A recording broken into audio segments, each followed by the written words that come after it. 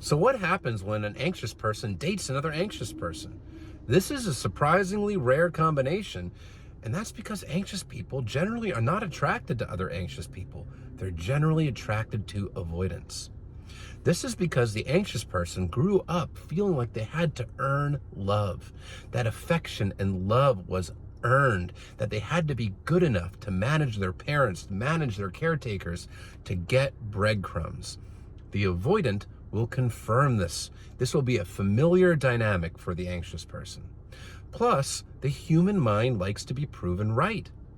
Anxious people have a preconceived notion that they are too much, too needy, too clingy in a relationship. The avoidant will confirm this preconceived notion.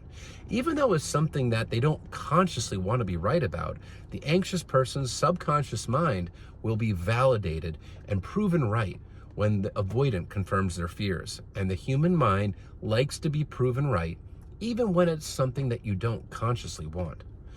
Now, that said, sometimes the anxious pairing does happen, and it generally goes one of three different ways.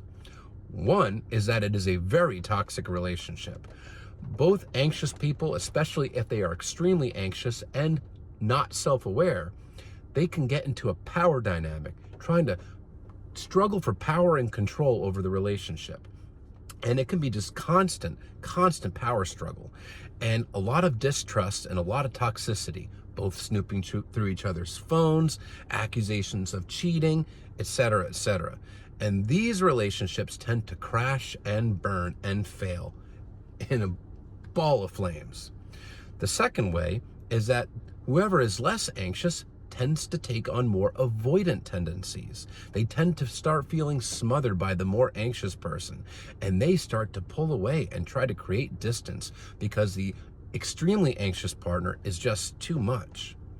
Even though they weren't avoidant in other relationships, they find themselves behaving in an avoidant manner with an anxious partner. Now, the third way, well, this is actually a pretty surprising thing. It can turn into a beautiful, long-lasting relationship, especially if both anxious partners are self-aware. If they are both self-aware, it can be an unspoken "I get you," because they understand how the other person operates. They understand the fears, the wants, and needs from the other person without that person even having to assert them. And often wants and needs are just being met because they get each other and they both long for emotional intimacy in the same way.